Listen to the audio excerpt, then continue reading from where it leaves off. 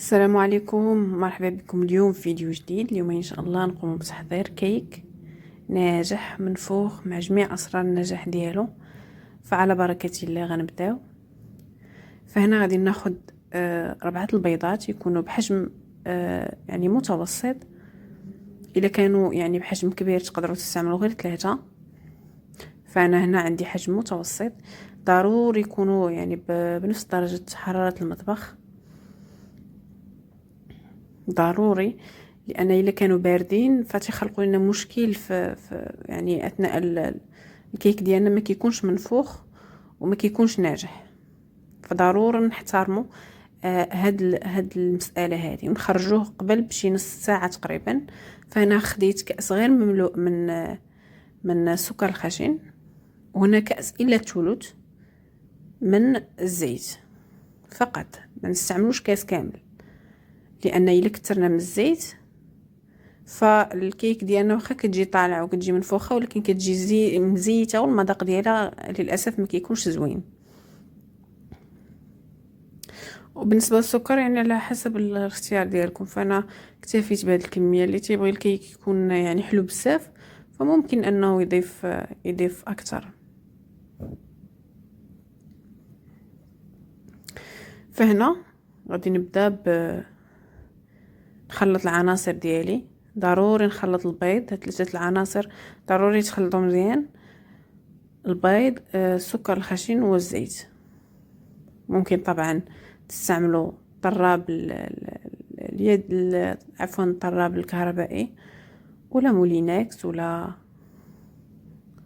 الطراب. فانا استعملت هذا الميكسور تا هو تيخلط ليا مزيان. فتنستمر يعني بالخلط اكثر من 2 ديال الدقائق. فهنا ضفت كأس ديال عصير البرتقال، ممكن تعوضوه بكاس ديال الحليب ولا نصف كأس ديال العصير الحامض. فانا هنا اكتفيت بكأس ديال عصير البرتقال. فتنستمر في خلط الكيك ديالي. الخلط واحد الخطوه اساسيه، فهو ايضا تيلعب دور كبير في ان الكيك ديالنا يجي متجانس ويجي منفوخ. فهنا من بعد ما خلطت الكيك ديالي مزيان،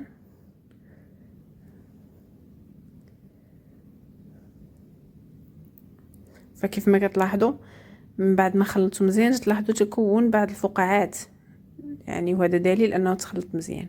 هنا ضفت ياغورت بنكهه الموز. ممكن طبعا ديروا الفانيلا، فانا هنا كانت متوفر عندي ياغورت بنكهه الموز استعملته.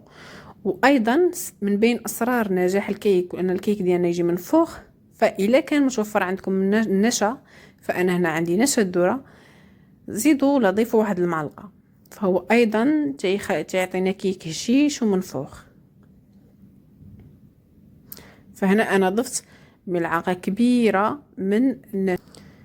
فالنشا يعني عنده دور مهم يعني في نجاح الكيك. الا ما كانش ممكن تعوضوه بمعلقه صغيره ديال الخل، فهو ايضا كينفخ لينا الكيك ديالنا. هنا ضفت تقريبا نصف ملعقه كبيره من الزبده، ممكن تستغنيو عليها، ولكن هاد الزبده كتضيف مذاق زوين للكيك ديالنا. فطبعا ممكن الاستغناء عليها الا كانت غير متوفره. فهنا ضفت او عفوا غادي نضيف 2 الاكياس من خميره الحلويات. مجموع الغرامات 16 غرام، يعني في كل كيس كاينه 8 غرام. وبالنسبه للدقيق فمن الاحسن يكون دقيق من نوعيه ممتازه. هنا ما استعملتش السكر الفاني، فانا استعملت كيس بنكهه سكر ولكن بنكهه البرتقال، لانني الى لاحظتوا انني استعملت كأس ديال عصير البرتقال. فهنا ضفت، ما استعملتش الفاني وانما استعملت سكر بنكهة البرتقال. فغنخلط هاد النواشف اللي ضفت، ثم 3 كؤوس من الدقيق الممتاز يكونوا غير مملوءة. طبعا دائما القياس بكأس العنبة.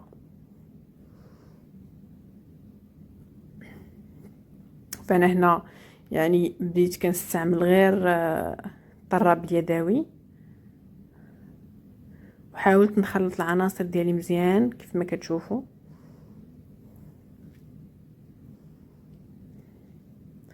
فضروري نخلطو مزيان، لا داعي انكم تستعملوا يعني الطراب الكهربائي، اكتفي فقط بالطراب اليدوي.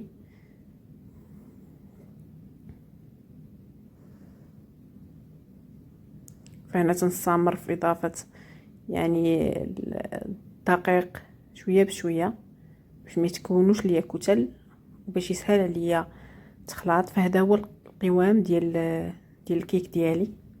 غادي ناخذ مول، اي مول متوفر عندكم، وغندهنو يعني بالزبده، بلا ما تدهنوش بالزيت لان الزيت بارفو كيلصق.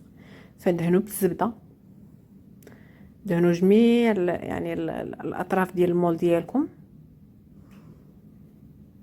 ثم غنضيف يعني غادي نغربل عليه شي شويه ديال الدقيق كيف ما غادي تشوفوا في الفيديو.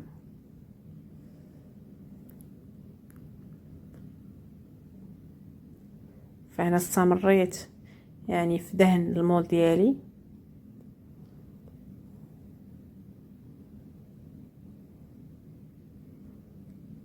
اي مول متوفر عندكم. فانا استعملت هذا المول الدائري،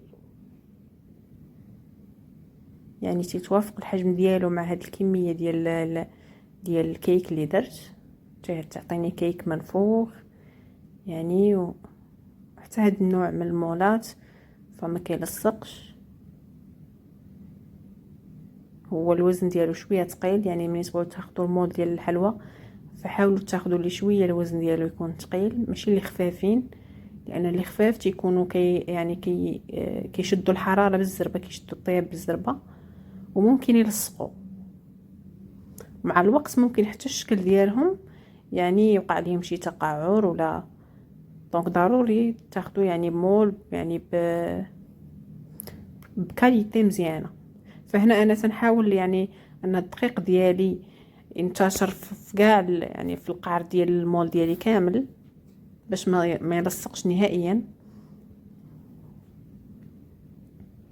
من بعد غادي ناخذ هذا المول وغادي نديروه في الكونجيلاتور في الثلاجه شي 3 ولا 4 ديال الدقائق. فهذه الطريقه الا درتوها كونوا متاكدين ان من الكيك ديالكم كيطيب كتحيدوه بكل سهوله، وهذا الشيء غادي تشوفوه في نهايه الفيديو. فهنا غادي نرجع نخلط، وغادي نجيب واحد الاناء، غادي ناخذ تقريبا الثلث ديال العجين ديالي. ممكن هاد الخطوه تستغنيو عليها الا بغيتو الكيك ديالكم يكون يعني باللون الطبيعي.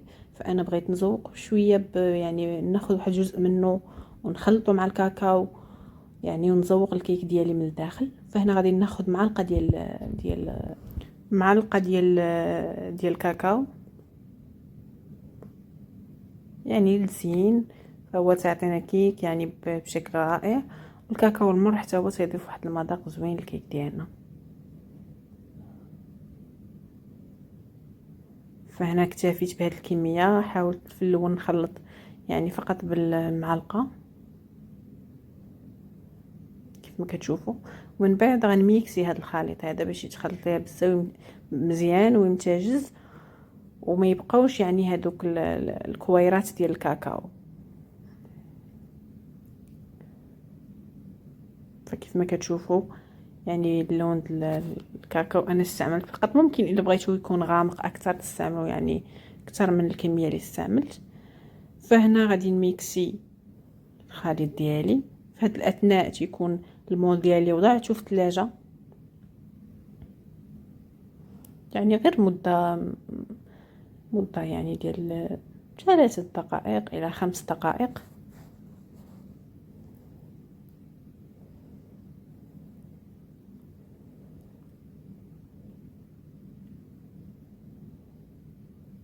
فانا تنحاول انه ما تبقى عندي حتى شي، يعني حتى شي بقايا ديال الكاكاو ناشف. ضروري نخلطو مزيان، يعني الا بغينا كيك بجودة طالعة.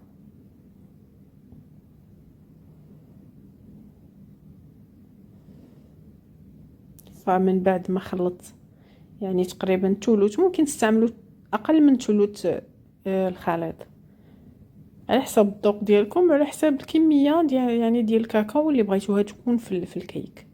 فممكن يعني تستعملوا الثلثين كلها كاكاو، وخليو ثلث فقط بعجين باللون العادي، على حسب الشكل ديال الكيك ديالكم كيفاش بغيتوه يكون. فهنا غادي ناخذ الخليط ديالي، غادي نخوي واحد الجزء، ثم غادي ناخذ الخليط الثاني اللي تيحتوي على الكاكاو. منين نبغيو نخويو الخليط ديالنا حاولوا انكم تطلعوا ايديكم شويه، هذا ايضا تيساهم في انتفاخ الكيك. فكنستمر بهذه الطريقه حتى كنحصل يعني على شكل تيبان يعني رائع. من قبل ما طيب الكيك ديالنا تيبان الشكل ممتاز.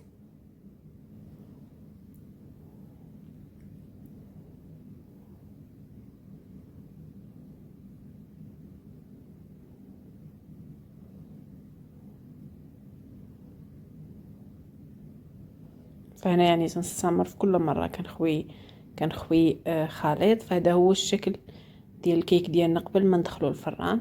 غادي ندخلو الفران على درجه حراره 170، نشعلو عليه فقط من التحت لمده 50 دقيقه بلا ما نفتحو عليه حتى تبقى شي 5 دقائق، يعني 45 دقيقه ولا 40 دقيقه، ونشعلو عليه من الفوق وما نفتحوش على الكيك ديالنا. فهذا هو الشكل ديال النهائي ديال الكيكه ديالنا. كيف ما كتشوفوا جات رائعه ممتازه منفوخه وهشيشه من الداخل. يعني الا احترمتوا هاد النصائح كامله اللي قدمت في الفيديو، فغادي يطلع لكم كيك ممتاز وناجح والشكل رائع. يعني وحتى المول تا هو تيضيف واحد الشكل رائع للكيك ديالنا. فهاد النصائح اساسيه. والنصيحه الضروريه يعني هو ما تفتحوش الفران على الكيك ديالكم قبل ما تشد الكيكه في راسها.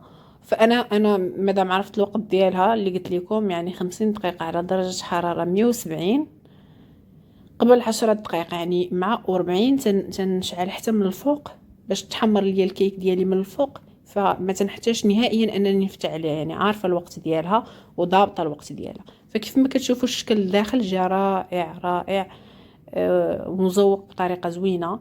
فتنتمنى الفيديو ديال اليوم يعجبكم. ما تنساوش تدعموني بلايك اشتراك، والى اللقاء ان شاء الله فيديو اخر.